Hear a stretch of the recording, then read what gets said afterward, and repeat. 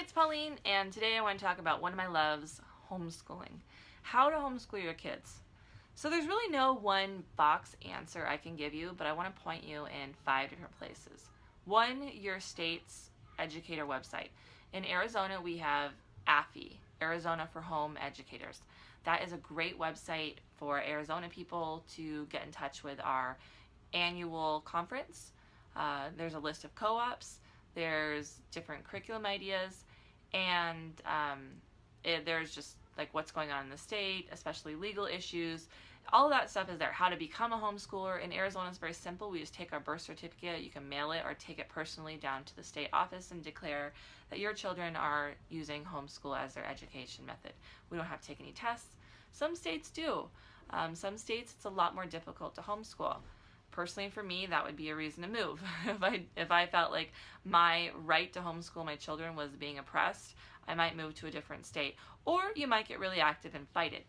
Blessed be those women, and it usually was women and men though, who were fighting for the right to be a mother to homeschool her children or a father to homeschool their children. I'm so thankful for them. I've heard many of their testimonies, and it is incredible what they've done, what they endured, so that we can have such a simple, all I have to do is declare that I want to be a homeschooler. It's a beautiful, beautiful thing, and I'm so blessed. And if you're watching this and you're one of them, thank you. Or if your mother was, give her a call and say thank you to her from me personally, because I am so honored by the people who paved the path for us. Okay, so your state website, just Google it, homeschooling in, insert your name, state, and I'm sure you can find the website. Second place is HLDSA.org. HLDSA, Homeschool Legal Defense Association. You want these people on your side. You can pay monthly or you can pay a lifetime membership, but they are worth supporting, and they have so much. On their website is the law for every single state regarding homeschooling. So right there, you can go there. And they have so many articles. They have so much they've done for homeschoolers. They've got academies, they've got programs, but their big thing that they do is they fight for us on a national level for our rights as homeschoolers. So they're worth supporting just for that. And two, to have them be on your side. So if you've got a nuisance of a neighbor or some not very nice family members, it happens, that want to call CPS on you, you just, when the CPS person comes knocking, you just pick up your phone and say, let me get my lawyer on the phone, and you call up HLDSA. Or for some reason you're taken to court, it happens, it's sad and it happens, you can have HLDSA represent you in court. You pay for them. It's like a monthly retainer fee. So they are on your side and they'll handle all that legality for you and fight for you. They've got lawyers on staff. They're lawyers. So that's an amazing resource for you. The second place is curriculum. You're going to need curriculum, obviously. You can make your own. There's free ones on the website. You can hodgepodge it together. You can get books from schools. But I personally think it's worth investing in some made-for-homeschooler type curriculum. I really love, I have a list on my website. Just look in the notes below for a clickable link for my favorite homeschooling. What I personally use, I'll keep it up to date if I change anything, but personally right now what I use is in the link below on my website, paulinabello.com. But I personally just love using stuff that's made for homeschoolers because they get what we're going through, they get what I need. If you buy a book, it'll say, you know, there's usually way too much stuff if you buy a normal school book. But a made for homeschool type book, the curriculum will be less, like only 30 lessons versus 170. In a classroom, you need to hit the points like 10 times because you've got 30 different learners of all different abilities. When you're with your kid, you know if they get it or not. So you don't need 170 lessons. So I say if you're using a book that's like that, even some curriculums like Abeka, which I personally love, has way too much work because it was designed for a classroom of 30 kids. A private school, private Christian school, albeit, but still too many kids, or too much work. You just skip what you don't need. Oh, you get it, move on. Move along, keep moving along. So you need curriculum. Where to find that? Well, there's a lot of websites. I love the book Kathy Duffy. Right now it's 102 picks. When she first wrote it, it was 100 picks, and she keeps revising it and adding and updating it for new curriculum. That book is amazing. It's on my homeschool page on my website, and you can click the link and it'll take you to be able to buy it. But that book, she diagnoses in a little quiz, what is your style of teaching? How do you like to teach? What would make you happy as a homeschooling mom? And then she takes you into your child. What is their way of learning? And then based on the answers, she kind of shows you in the picks, like which picks of her 102 curriculum picks would be a good fit for you. And so you can go to my website and see what I've ended up loving after homeschooling for 6 years now, what I have found that just works. Like, I'm in the sweet spot now. I'm in the sweet spot zone. We get homeschool done within like 3 hours. And this is even my older children who are in 5th, 6th grade level now. We get it done in 3 hours. If they're really focused, we might get it done in 2. And that leaves a whole day to just explore and do things that make them come alive, that God has gifted them with. They can focus on their talents and gifts and whatever else you want to do with your day. You don't need to be in school for 6 to 8 hours a day. It's not necessary. It's not necessary for a kindergartner to do that much work. A kindergartner takes like 30 minutes a day. I can teach a kindergartner to read in 30 minutes a day. I don't need them to be in school for 6 to 8 hours, and neither do you. It's not necessary. They need to play, learn, explore. You just cooking with them, baking with them, talking to them. That is homeschool. You're teaching them as you go. Let's count how many apples we're getting. You know, like that's school. You just did school for the day. That kindergarten is so simple. Don't make it be a big deal like I did when I had my first kindergartner and I said, let's sit down for an 8-hour day and say the Pledge of Allegiance. And oh my goodness, so silly. Just make it be fun. Learning should be fun.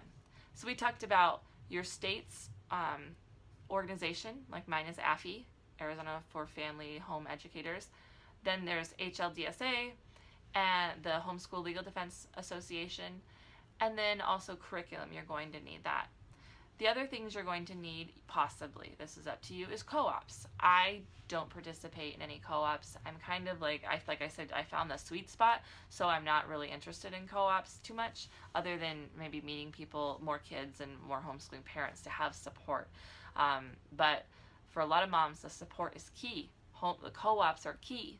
They really want to be around people that are like-minded. That's key. That's huge. And then your kids can have other friends too, and that's important to a lot of kids. I have 6 children. They're friends with each other. They're best friends with each other. I don't feel the need to personally do co-ops.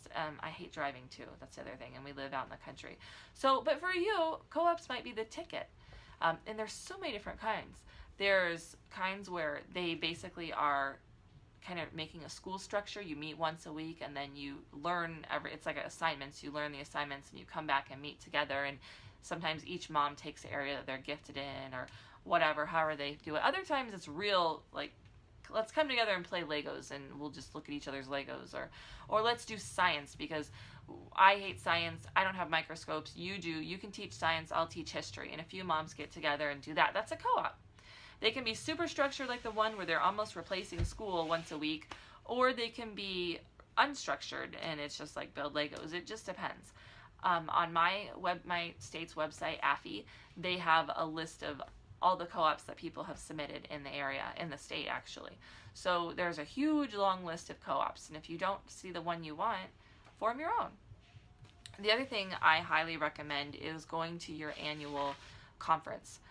I think that probably in every state in the United States there's a homeschool conference, and you should go to one. I still go to my annual conference every year. You will come back feeling full of information for one, but two, just revitalized and energized to see a huge room of people, a huge conference like ours is our Phoenix Convention Center, just filled with homeschoolers, families, children, adults, grandparents, everyone who's coming together, and you don't feel alone. You feel like this is really something amazing that's moving through the United States. Homeschooling is the fastest growing education choice form that there is right now. So I highly recommend going to your conference. If you live in Arizona, and maybe in your state too, there's a way, if you're a new homeschooler, you can go for a discounted rate. If you volunteer, you can go for free. There's options. They make it affordable, or you can just pay for it. That's, and then you get to be part of the homeschool association where we're at, is how we get a little card, and I can show it at Michael's and get my teacher discount. So it's just amazing to support AFI because they're also fighting at the local level. They're there representing us to the legislators, making sure that in Arizona we still have the wonderful freedoms we do to homeschool and they're not getting infringed upon. So supporting the conference, supporting your local organization is so important. and also it's just great to get there. And then also this is going to help you with curriculum. They'll have a huge convention hall filled with curriculum, and what like just all different kinds. You can just go and be overwhelmed even. So I say just go and look and kind of get an idea. But Kathy Duffy's book is really going to help you out because you're going to learn your teaching style and you'll be able to quickly eliminate things that are not going to be a good fit for your family. eBay is great. You can find everything almost on eBay. And then homeschoolclassifieds.com is another great place to find used curriculum. The consumables you usually have to buy new because they'll be half written and they're not really great that way, or they don't even have them on there. It's hard to find consumables, the things that you write in. But the textbooks, the readers, the things that you can just use over and over, you'll find those on either of those two websites. Links in below. You can get the link in the notes below. And I think I covered it all. Let me know if you have any more questions. I would love to make another video about it or respond to you in your comments below. But I would say those are the 5 most impactful things for me, is getting on your state's website, supporting them by going to the conference, and just getting around other like-minded homeschoolers. Possibly getting in a co-op if that's a right fit for you. Getting around other homeschoolers. It might give you ideas with curriculum. Meeting other homeschoolers is huge. I go to churches where there's lots of homeschoolers, and I kind of just gravitate towards the homeschooling families. You find each other, and then you kind of bond together is how it works, and ask each other questions. What are you using? What's working for you? And then also supporting HLDSA, getting involved with the Homeschool Legal Defense Association, and supporting what they're doing at a national level. And finding the right curriculum for you. Kathy Duffy's book is great, and I'm sure there's others. You can Google homeschool curriculum and start to look through and get a feel. And don't forget the library. What an amazing resource. You could pretty much school yourself out of the library, the kids. There's so many resources, from history through like fictional books or fictional picture books or real picture books. You could really create a whole curriculum. They even have math books, like fun math books that you could do. I don't know how they have calculus, but I was in the nonfiction section. They've got math books in there, like with stories or pictures or just fun ways to learn math. You could pretty much do everything out of the library. And with the request system, where you can go online and request books from several sister libraries and they get brought to your library, that's amazing. Everyone in your family should have a library card. I learned that every single person can have a library card, including my 2-year-old daughter, as long as I sign for her. So we can request tons of books and have all these books, and then put it on your iPhone to remind yourself the books are due, which reminds me the books are due. I need to renew them. And I just kind of consider it a mandatory fee for myself that I'm probably going to spend about $25 to $50 every year at the library in forgetting to renew the books.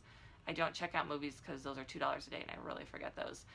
Give me a thumbs up if you can agree with this. So use your library, use the request ones. That really helps, and you can get amazing books. So it can be very affordable. Well, I hope this has helped you. I hope this has served you, and I just want to congratulate you and honor you on your journey into deciding to homeschool, or at least look into it. That's amazing.